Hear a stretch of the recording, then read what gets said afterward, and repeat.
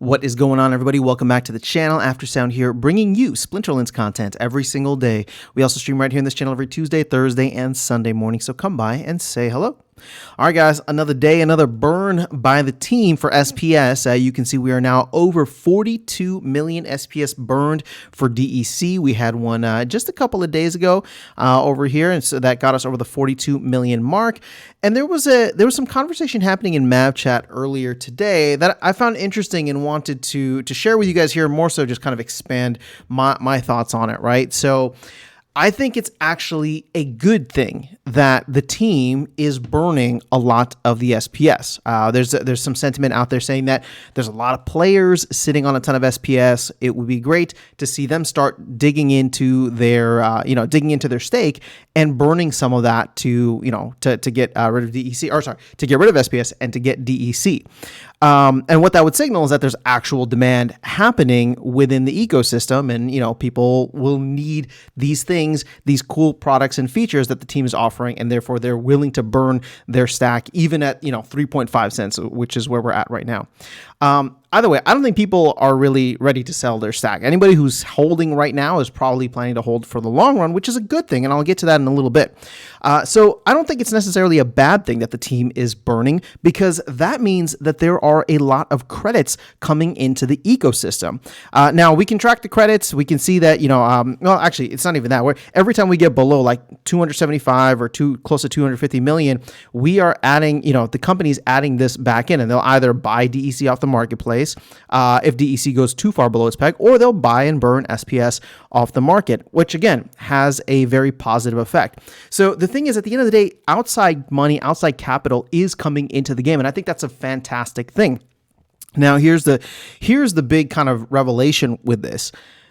Is that coming in due to Rebellion or land? Well, I think it's very obvious that it's Rebellion, because with land, there's not many things that you can buy for with credits, right? For even just staking DEC on your land, you can't use credits to do that, right? Sure, you can buy some cards for land, and maybe people are doing that, but really the big winner here that I think has pushed things forward has been Rebellion, as we've seen, a decent amount of pack sales over the past couple of weeks since the launch. Again, good things, right? So Rebellion is pulling people in, hopefully with land 1.5, land 1.5 is out, but land 1.6 and beyond coming in 2024, we are going to be able to start seeing more of people being like, let me just burn whatever I have, because it's already here in the ecosystem and I can't easily bring in fiat for that, right? So again, I don't think it's necessarily a bad thing. And here's the beauty of it all. And here's why I'm not necessarily worried about, large whales holding on to whatever they have. Sure, people are going to be like, can they dump and manipulate the price? Yeah, they can. But a lot of this stuff is staked, right? If you look at SPS, for the most part, 744 million tokens out of 1.1 billion are staked right now, right? So that's about like 70%, maybe a little bit more than 70%. A little bit less than 70%, sorry. So, ultimately, I think that's a fantastic thing. And here's the main kind of argument for why I'm not too worried about it. And I'm not too worried about the fact that a lot of players are sitting on their stacks. It's because at the end of the day, if we continue at this pace, it doesn't matter who's burning SPS, right? If the team is burning SPS, that's totally fine. It actually means that there's credits coming into the ecosystem, outside money, and ultimately, what we hope will happen with the flywheel, and what we've seen so far over the past 6 or so weeks, we'll call it, since I'll say like right before the holiday season started, right before the launch of Land 1.5, we have seen a consistent kind of steady rise in SPS, right? It was all the way down at 1.3 cents, and then we had kind of like the bull run, not bull run, but like, just whatever this rally is with Bitcoin, right? Where Bitcoin pushed from like 25K up to 40 something K starting in Q4. We've been a part of that, but also, even though Bitcoin is kind of stalled out, SPS continues to rise slowly and steadily whenever there is a burn of SPS for DEC, usually coming in from credits. Now, it's not perfect, right? We were up at 3.6, maybe even 3.7. Now we're back down at 3.53. It's going to fluctuate. But over time, if we expect this to continue, as people slowly bring in capital into the game, slowly, build out their Rebellion decks and whatever else the team launches in the coming year, we hope that through the flywheel, SPS will continue to rise in value. Well, everybody's got a number. That's what's important, right?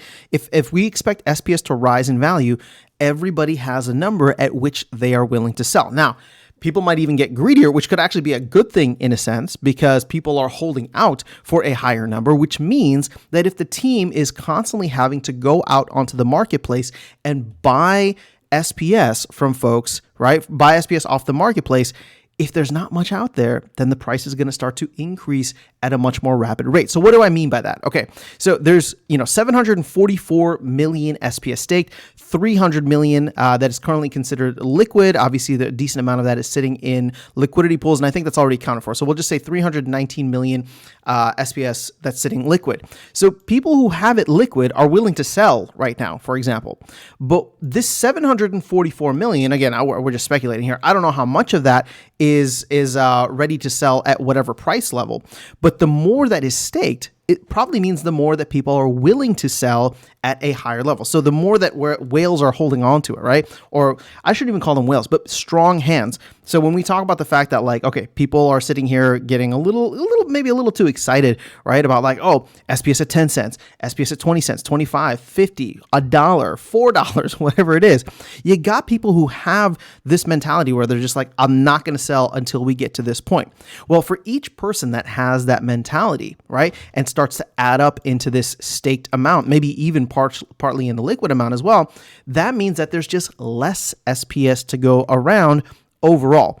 Now, at the end of the day, we're still minting a hell of a lot of SPS every single day, right? We're staking a good amount of it, but we're still minting a lot of it. A lot of it's still getting sold, and that's why we're seeing a little bit of price volatility here in the 3.5 cent range. We go up, we go down. It's just the markets are going to market. But like I said, in the long run, if you have a lot of people who are holding on and are holding on for very high prices, you get enough of that staked, right? Or just get enough of that people are willing to hold on to. Well, then SPS will start to slowly rise over time, because it's just like, if nobody's selling, right? Imagine if everybody here, 90% of the people in the game were like, you know what? We're not going to sell a single SPS until SPS hits 50 cents. Well, all of a sudden, SPS would become really difficult to come by.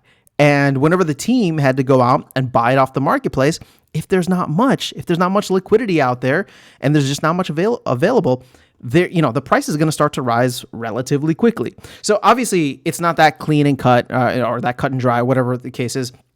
But I will say this, right? Ultimately, if we continue at this pace and the market continues to do well in 2024 with the Bitcoin halving, the Bitcoin ETF potentially launching in a couple of weeks, there's a lot of very exciting things that could happen without a massive rush of players coming in. Just the market being in a better place overall means that the current player base could be the ones taking profits from Bitcoin and other crypto and bringing it into here and helping to pump, right, the price of SPS. And when I say that, I don't mean like in a market manipulation kind of way. I literally mean like, if somebody's trading like Solana or Bitcoin or ETH on somewhere, and all of a sudden they make a 2-3x on whatever meme coin, right, or 10x on some meme coin, and they're like, you know what, I want to take some of those profits and put it into Splonas. Well, guess what? They're coming here and they are either trading their crypto for SPS or for DEC and then using it in the ecosystem, or if DEC is too expensive, they buy SPS and burn it, or they're trading it for credits, which the team is going to do that, that service for you of buying SPS and burning it for DEC.